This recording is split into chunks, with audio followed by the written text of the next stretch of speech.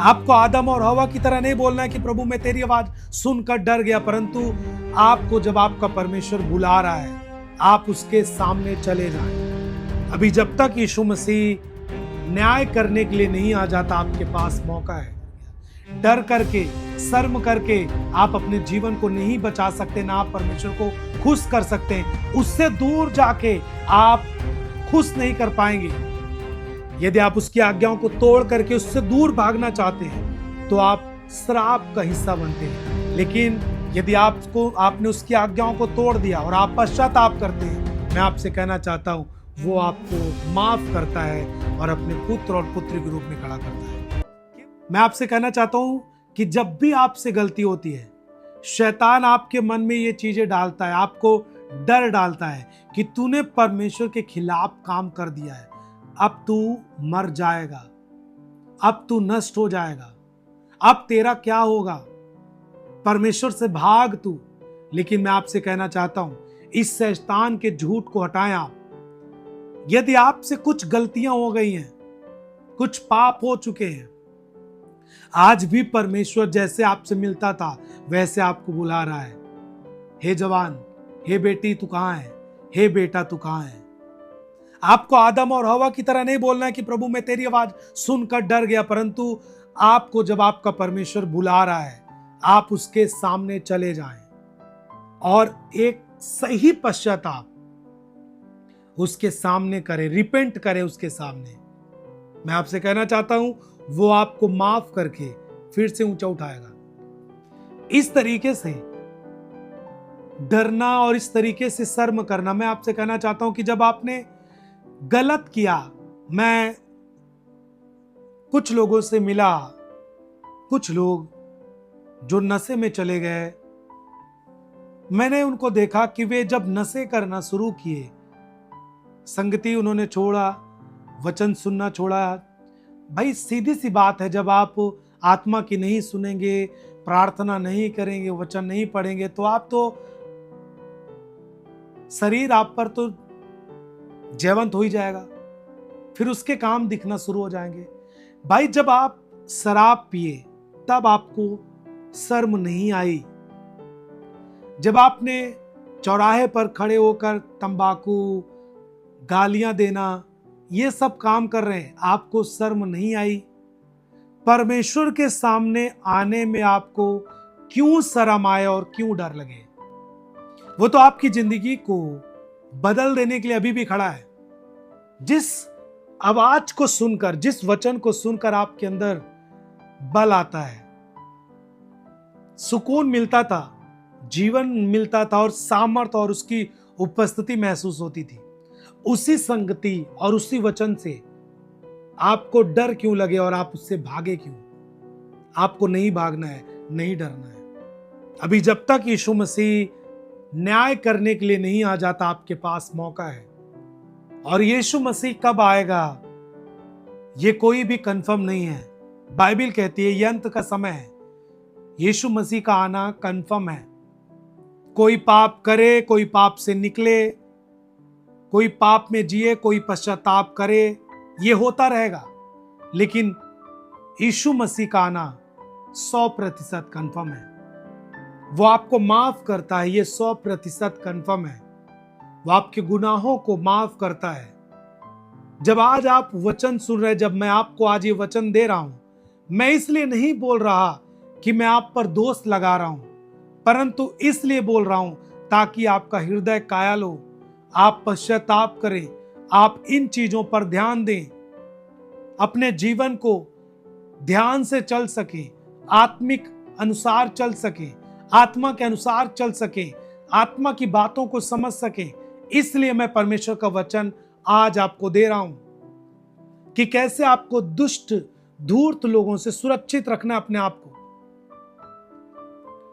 कैसे परमेश्वर की उन आज्ञाओं के बारे में, उन आज्ञाओं को कंप्रोमाइज, आज्ञाओं पर समझौता करने से दूर रहें। और यदि आपसे अब तक कुछ भी गलतियां हो चुकी हैं, कितनी भी कोई भी गलती हो, कुछ भी पाप आपसे हुए हैं, आज आपको मन फिराना है। अभी भी परमेश्वर कह रहा है, हे बेटा, हे बेटी तू कहां है? आपको नहीं कहना कि प्रभु मैं तेरी आवाज सुनकर डर गया। डर करके, शर्म करके आप अपने जीवन को नहीं बचा सकते, ना आप परमेश्वर को खुश कर सकते हैं। उससे दूर जाके आप खुश नहीं कर पाएंगे, आप उससे दूर जाके अपने जीवन को बना नहीं पाएंगे। न परमेश्वर आपकी इस तरीके से काम से खुश होता है।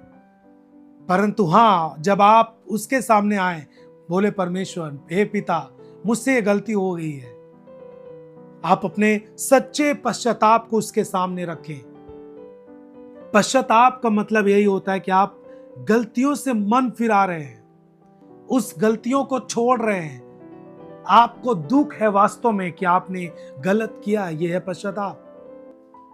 आपको उसी आवाज को फिर सुनना है, फिर से आपको परमेश्वर से मुलाकात करनी है, उसकी उपस्थिति में आना है, उसकी आवाज को सुनना है, ताकि आपका जीवन परमेश्वर के करीब रहे। जैसे आदम और हवा पाप में गिरने से पहले आनंदित थे, वैसे आपको आनंदित रहना है। यदि आप बोलेंगे प्रभु मैं आपके पास नहीं आ सकता, मैंने गलती की है, मैं कहना चाहता हूं आप गलती किए हैं, आपका पिता आपका माफ करने के लिए खड़ा है। यदि आप उससे दूर रहेंगे तो वह आपके ऊपर उसकी आज्ञाओं को तोड़ने के कारण आपके ऊपर श्राप का डिक्लेरेशन होता है। जैसे उसने आदम और हवा को श्राप दिया परमेश्वर ने। यदि आप उसकी आज्ञाओं को तोड़ करके उससे दूर भागना चाहते हैं तो आप श्राप का हिस्सा बनते हैं। लेकिन यदि आपने उसकी आज्ञाओं को तोड़ दिया और आप पश्चाताप करते हैं, मैं आपसे कहना चाहता हूं वो आपको माफ करता है और अपने पुत्र और पुत्री के रूप में खड़ा करता है। केवल एक बार नहीं, आज भी वो खड़ा है। आज वो आपके लिए दिन है, आज का दिन वो आपके लिए है। जब आप सुन रहे हैं, वो आपसे बात कर रहा है। कहीं पर भी आप हैं, अपने घरों में हैं, अपने रूम पर हैं, आप अपने काम की जगह पर हैं, वो आपसे बात कर रहा है। 100% मैं आपसे बोल रहा हूं, परमेश्वर आपसे बात कर रहा है। वो आपसे प्यार करता है, वो आपको गले लगाना चाहता है। वो चाहता है कि आप आत्मा के अनुसार चलें। आप 2 साल पहले चलते थे लेकिन आज आप दूर हैं। वो चाहता है आज से आप फिर से उसी अनुसार चलना शुरू करें, आत्मा के अनुसार चलना शुरू करें। दुष्ट की सुन करके जो आप पाप में चले गए, कोई बात नहीं, फिर से मैं आ रहा हूं और बोल रहा हूं, हे बेटे, हे बेटी, आपको बोलना है पिता मुझे माफ कर। उड़ाऊ पुत्र अपनी संपत्ति का हिस्सा लेकर के पिता से दूर चला गया और जब वो अपने बाप के पास आया, उसने कहा हे पिता मैंने तेरे और स्वर्ग राज्य के विरोध में गलत किया है। पिता ने उसे अपने गले लगाया, उसके लिए बड़ा भोज किया और उसे अच्छे से अच्छे कपड़े बनाए और अपने पुत्र का दर्जा फिर से उसे दिया। वही पिता इस दृष्टांत को यीशु मसीह कह करके ये दर्शाना चाहता है कि आज भी यीशु मसीह, आज भी पिता आपसे प्यार करता है। आप कितने भी गुनाह में चले गए हैं, वो आपको फिर से बुला रहा है। नशे से बाहर आ जाएं और बोले पिता मैंने गलत किया। आप ये ना बोले मैं तेरी आवाज डर गया तेरी आवाज सुन करके।